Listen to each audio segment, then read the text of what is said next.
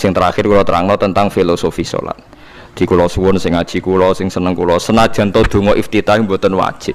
Tapi nek ada kesempatan kedah diwaca karena ndak ada riwayat yang mengatakan ulama pernah meninggalkan itu. Senajan to sak kadar.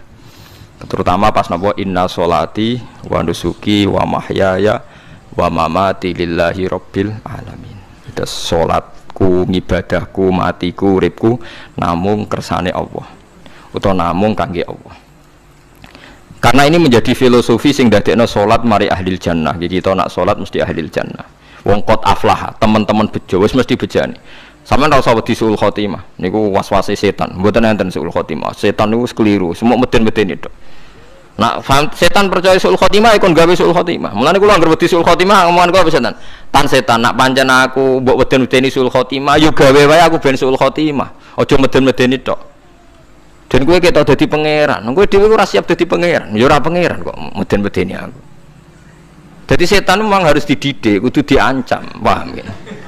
Mulane kula ana kiai pemuja setan kula ora seneng setan godane ngene kiai ra mesti selamat, wong top-top ra mesti selamat. Itu namanya memuji setan karena dia nganggap setan itu luar biasa. Setan kudu mbok prekno, mbok anggap gagal. Tahan setan cek goblok, kowe meden-medeni aku suul khotimah aku tetap salat. Berarti kowe gagal. Karo dene nek kowe kepengin menungso sesat kabeh ya sesatno wae ora usah meden-medeni jare ke kondang kok trimo ngono-ngono tok ae. Bedene ya ora tingkat kegagalannya, paham nggih? Jadi setan harus dididik bahwa dia juga sering gagal. Setan kan ingin manusia enggak sholat semua kan, zina semua, maling semua. Ternyata kita enggak maling. Yang sholat juga banyak. Itu kan berarti tingkat kegagalan apa? Setan. Lah kita ndak ora tenan setan wis salat puluhan tahun digodho ilang gandane goblok kowe. Nak wong iku salat puluhan tahun berarti puluhan tahun dalam kegagalan setan. Kok wong salat berarti setane gagal. Mulane kula mbek setan niku saiki tambah wani. Ya mletene ngono kon neraka ya kok gelem. Misale dekne hebat kan mboten purun Gusti tak ning swarga mawon. Ternyata dekne mlebu swarga gak iso kan? Lah yo mletene lah yo wong lemahe ngono kok mbok entuk. Artinya setan kan lemah sekali kan. Lha iku sedekah lazim ketika ngendikan inna kaidas syaitani kana napa dhaifa. Sebenarnya setan itu dalam bahasa Quran itu dhaif sekali. Lemah sekali. Tapi kita sering muji. Nggih sering apa? Sering muji. Darani setan hebat, wong wali, wong alim kadang digodho kena. Ya soal kena cara kena akeh ra kena ngono wis akeh napa? Akeh mboten napa? Kena minimal ngeten lho sampean. Tapi kula nate Gus kepengin tahajud ra sido tahajud berarti setane menang. Tapi setan ora sekedar kowe kepengin ra tahajud, kepengin kowe kafir. Wong mau kira tahajud tenan iku ya setan isih rugi kok. Tapi kowe jek Islam tapi jek mlebu swarga, kepengin ku nanti apa? Kafir. Jebule kowe ora kafir kan? Lan ana ulama nak tangi turu gak tahajud, ndekne nangis. Angger kani gak tahajud nangis. Terus matur mbek pangeran, Gusti kenging napa kula mboten kasil tahajud. Ambek pangeran dingendikane ngene, teng kitab Al-Minanul Kubra karangan Imam Saroni. Kowe ku ulama kok bento. Sing nurokno kowe sapa? Nggih jenengan Gusti. Sing maringi tangi sapa? Nggih jenengan. Lah wis anggap ae kabeh kersaku, ora kersane setan. Wis bar. Mulane aku lara mati tahajud keterusan ya tenang mawon kula. Kula duwe ilmune, Kowe ulama kok bento. Sing nurokno kowe sapa? Nggih jenengan Gusti. Sing nangene sapa? Nggih jenengan kula. Iya, sak kabeh ku sing ngersakno aku ridho ra wis bar. Mulane kena tangi rali tahajud nggih ridho mawon. Apa meneh sebedino.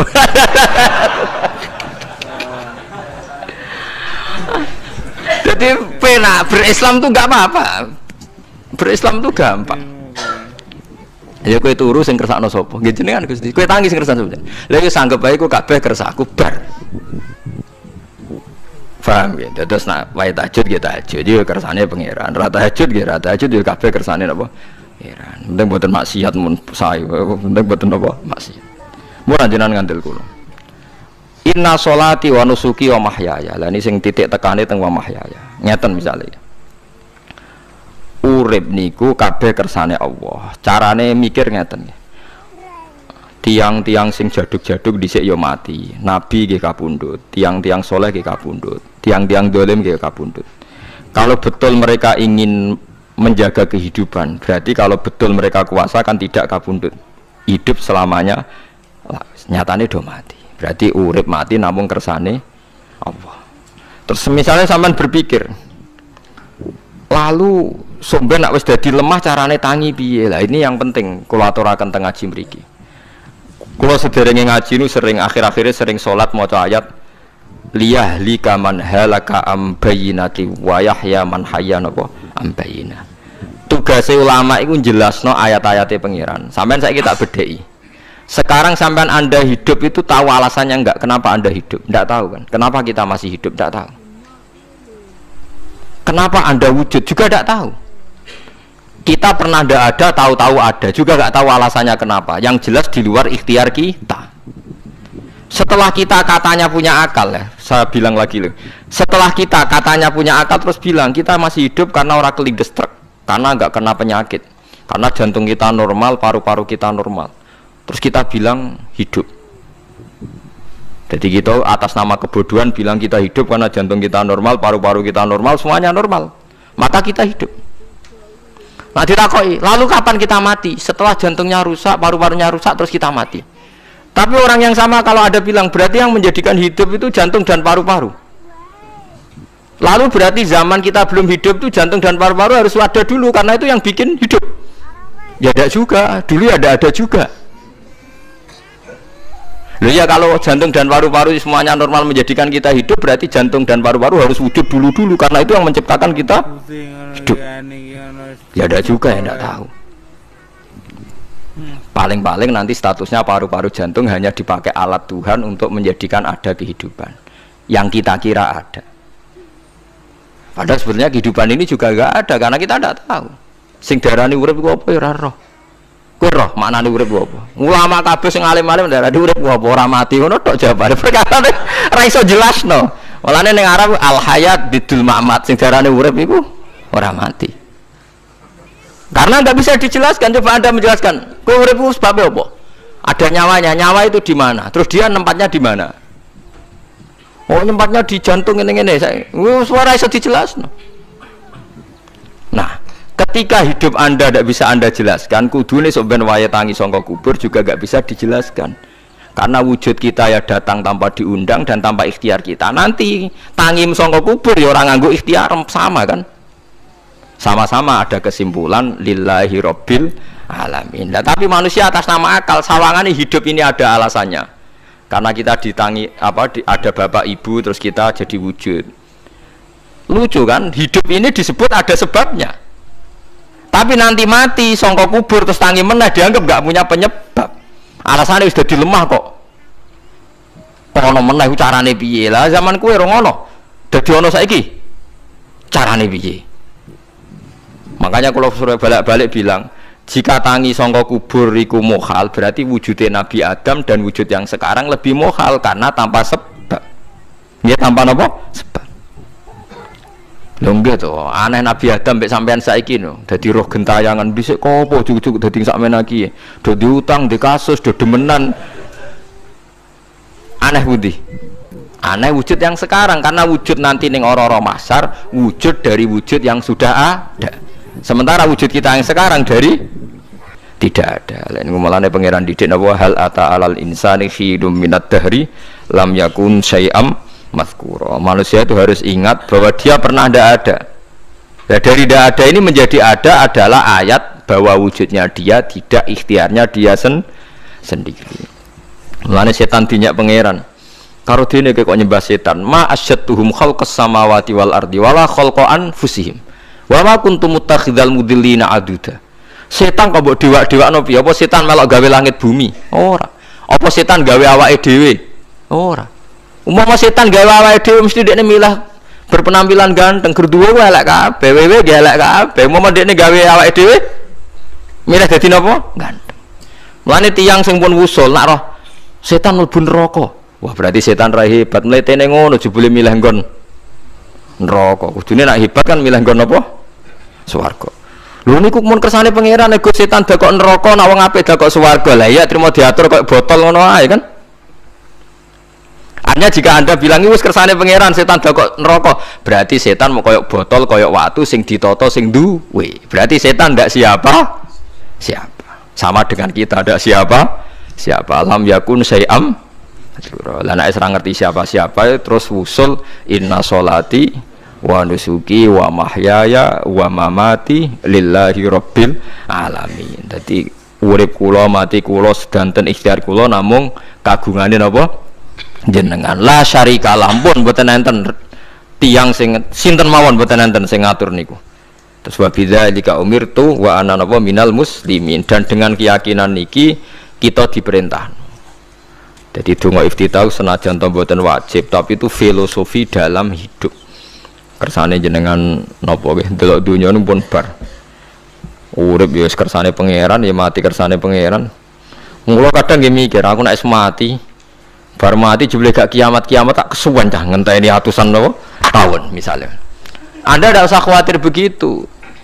Zaman Nabi Adam nganti bapak amak wis saiki 7.000 tahun. Kok ora protes mbek pangeran? Terlambat Gusti saya menyaksikan dunia karena 7.000 tahun yang lalu. Ya saniki kan pun tahun pinten toh? 7.000 umur dunia saniki pun pinten? SM itu kalau menurut penanggalan agama itu 5.000 tahun. Sebelum Masehi dihitung Nabi Adam itu, pokoknya dihitung langit bumi ini pinten? 5.000 tahun. Lah saniki tahun 2000 sekitar 7.000 tahun. Padahal wonten sing ramal umur dunia mau pinten? 7.000 tahun. Jadi enak sing mun diutang-utang mun beres niku mun bar niku mun dianggap bar niku mun muntah ini. Jarine to. Dieling-eling nggih kula suwun senajan to ilmu niki mun lazim diyakini tiyang Islam. Tapi sampean ulang-ulang. Kados srengenge misalnya kula nek delok srengenge niku eling. Berarti urip ning swarga selawasi-lawas iku mungkin. Karena Allah bisa menciptakan benda yang begitu panas tapi punya daya tahan atusan tahun. Pemenang nak cara discovery ya nak ngitung malah jutaan tahun yang lalu, malah mau bawa hitungan konti wajar dinosaurus 400 juta tahun. Padahal agama nanggali bumi namung pinten 5.000 tahun sebelum napa Masehi. Tapi nak cara ngomong ilmuwan nak jutaan napa sing ngitung ya sapa terus ke apaan terus. Nggak begini saja kalau sampai melihat matahari misalnya. Matahari itu kan banyak panas sekali. Ternyata Allah bisa mengelola matahari seawet itu ribuan tahun. Apalagi ngelola kita. Kita ini untuk abadi lebih gampang. Karena bahannya tidak panas, nggak gampang rusak. Terus gampang direproduksi, maksudnya gampang digantikan. Maksudnya yang di masa lalu kan kena. Wah, rohin udah anak keriting akeh kok putune kan gampang. Lho kalau mikir mau gampang ya tuh. Misalnya buaya gitu masyhur dianggap hewan purba yang terlama. Manusa ilang wis ketok angel. Misalnya kayak buaya mati ana anake meneh, anake ana anake. Nabi Adam kan ngoten. Wong sitok di ketahanan sampai saiki. Gonta-ganti wong. Artinya berarti ada gen Adam yang abadi sampai sekarang kan, karena setiap manusia sekarang berarti ada gennya Adam. Artinya Allah memberi contoh betapa Allah bisa ngatur supaya fisik manusia gen ini abadi. Buktinya Adam nganti saiki kan masih kan? Lho nggih to, pasti di antara jasad kita kan ada unsur Adam. Lah ya Allah gawe surah, apa meneh kowe sebenarnya swarga ning neraka, Allah tetap punya cara untuk bikin abadi. Mbok piye carane? Tapi melihat Nabi Adam nganti tok sampeyan kan ana bukti Allah duwe cara ngabadekno unsur Adam. Karena tidak mungkin kan dalam diri kita sekarang nggak ada unsur sinten? Adam. Sama ndak oleh bantah. Tapi Adam piyambak kan pun kapundhut. Tetapi Adam yang sekarang sampai sampean saiki. Mbok tapi ya ora roh sampean sing turunane Qabil apa sing ora roh iso wae cek ngono ae. Wong jarene cerita. Qabil iku lahire ning swarga. Dirabekno mbek Labuda sing lahir ning bumi. Labuda ku elek gembrot. Habil lahir ning bumi rapati ganteng, dirabekno Iklima sing wayu. Lahiran swarga. Kare Qabil gak trimo, wong aku cah ganteng kok dintukno cah elek. Mulane saiki nek ana cah ganteng dintukno cah elek ra trimo ya koyo Qabil. Lah tapi enggak pikirane Nabi Adam ya ora roh ben silang ben sedengan. Mergo nek elek entuk elek kan malah musibah kan. Saiki anake ra melok dosa tapi eleke double. Misale kriting untuk kriting, elek entuk elek, fakir untuk fakir kan. Ya memperparah to nggih. Cara kula pancen haram. Elek entuk elek rabi cara kula haram. Saiki anake kan ora apa-apa ujug-ujug Elek banget loh, ora terima elek napa? Elek napa? Banget. Jadi cerita kan ngoten, walhasil akhirnya tukaran, mergo Qabil gak terima. Pas tukaran dipisah Nabi Adam. Angger sing takorupe sukses berarti ikhtiare bener. Ya mau Habil nyembelih wedhus, sing Qabil seneng buah-buahan. Mulane seneng buah-buahan iku rada masalah, dianggap simbole wong-wong sing seneng mapan. Mulane kene Umar ora usah di buah-buahan akeh-akeh, cukup gedang siton, sesuk katesne siton, ora usah semua buah-buahan wonten. Kok iku dhisik kurbane sinten? Qabil. Tapi sing melarat teman-teman yo keliru, dhisik Habil saleh iku omahe cek penuh daging, paham ya? Perkarane kurbane cek wedhus. Ora pitik, mergo bedigasan pitik niku. Jadi ada sebuah toreko sing ngaramno anak buahe mangan pitik. Perkarane wong ku kelakuane kaya sing dipangan. Ya repot ta ngoten iki. Repot. Ya repot lah ngono terus ya repot. Berarti rak sering mangan welut tak bulet. Ngono berlebihan. Toreko niku napa? Berlebihan, wis biasa mawon. Kula nggih boten fanatik iki biasa. Saya kalian kula ora seneng mangan. Jadi kan unsur hewani saya kan ndak banyak. Kula ora pati seneng napa mangan. Walhasil akhirnya Qabil korbannya enggak diterima. Habil diterima. Terus semenjak itu juga akhirnya walhasil Qabil mateni Habil. Jadi makanya konflik wedoan, konflik tertua, mental membunuh ya mental tertua. Pertama peradaban manusia itu dibangun rebutan wong wedok dan saling membunuh. Nek orang tukaran kira usah gawa, itu tradisi terlama, nggih, tradisi terlama manusia. Mesir kok bentrok padha Islame, Irak, Syria kok bentrok itu tradisi terlama. Demi wedokan diruwangi tukaran, tradisi terlama. Biasa, jadi biasa mawon urip napa? Biasa. Sekabeh kejadian ngene iki wa inna sholati wa nusuki wa mahyaya wa mamati lillahi rabbil alamin.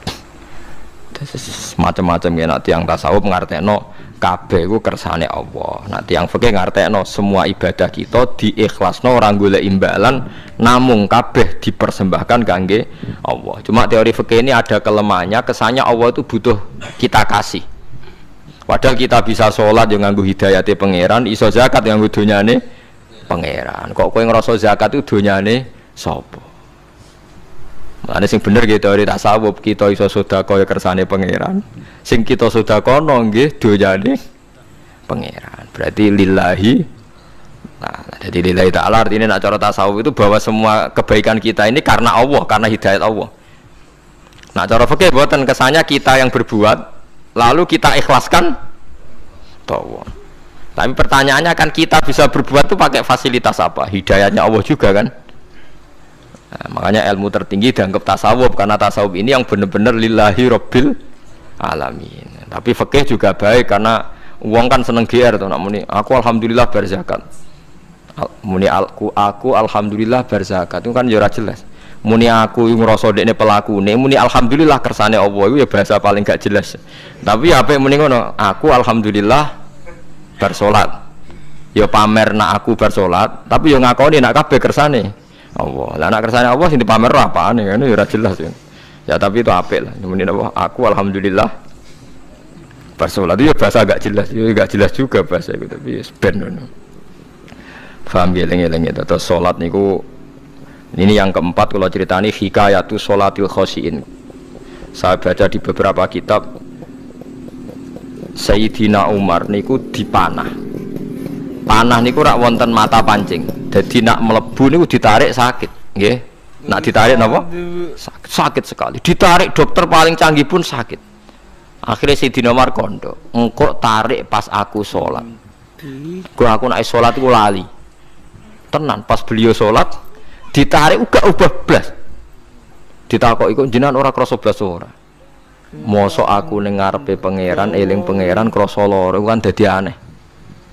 Tapi alhamdulillah kowe krasa sing aneh ya kowe wong sowan pangeran. Kok roh ana wong liwat ya roh. Jadi Sayyidina Umar dadi khusuke Sayyidina Umar nganti dipanah ditarik wak kangelan. loro. Pesen engko aku tarik pas salat. Mulane ora ana sahabat mati kecuali pas salat. Mergo pembunuhe roh paling lengah iku pas salat. Umar dipateni pas aku yakin wong nakal mateni rugen pas salat ra iso yakin aku yakin. Plengane ngono piye. Semasa salat tetep siaga ya. Iku sirine kena apa Umar dipateni pas salat. Kok musuhe ku ngerti, sahabat tuh paling lali nak pas salat. Sayyidina Ali kabudute nggih pas salat. Dan alhamdulillah cerita itu enggak ada sekarang karena yang salat luwih canggih, luwih napa? Canggih. Wah, tetep konangan salate plengan dis. Konsentrasi penuh menjaga diri sendiri. Nanti kayak lewat pangeran. Jadi justru itu nunjukno hebatnya Sayyidina Umar. Wes ngerti dalam bahaya tetap sholat. Nah, sekali sholat dia yang pangeran tenanan. Mboten roh blas. Sayyidina Utsman nggih pas deres Quran. Wae rata-rata ulama dulu begitu. Manuku masyhur Sayyid Ali Zainal Abidin itu pas dia sholat blandar ceblok sampai bajunya sobek, omah kobong dekne ra roh. Ditulung siapa saja gak tahu ya dia kan asik mbek pangeran. Mosok jarene mosok aku pas madhep pangeran eling liyane. Vaksin kok. Nah, tapi kita ora iso kan bayangno salat-salat ke kelas ngoten niku. Nah, Kanjeng Nabi Muhammad soft paling guri niku yasma'u azizu sotri ka azizil mirjal. Nabi nak salat niku sing guri niku ngerti dentuman dadane Nabi sang wedine nang pangeran kados banyu sing umum. Ka'anna husya alaih sampai Nabi meh pingsan saking wedine pangeran. Yang disebut taqsa'irru min hujuludul ladina yakhshawna rabbahum. Jadi Allah nazzala ahsanal hadithi kitabam mutasyabihan. Mathan ya taqsa'irru min hujuludul ladina yakhshawna rabbahum. Makanya potensinya orang-orang soleh itu jarang sholat sunat karena sholat fardu saja butuh energi yang luar biasa. Meh kudu kesemper. Nah, alhamdulillah kita kan sholat biasa saja. Berarti qobliyah ya oke, ba'diyah ya oke, sholat ya oke, tapi cara dipateni wong ora iso. Ya tetep roh, tetep apa?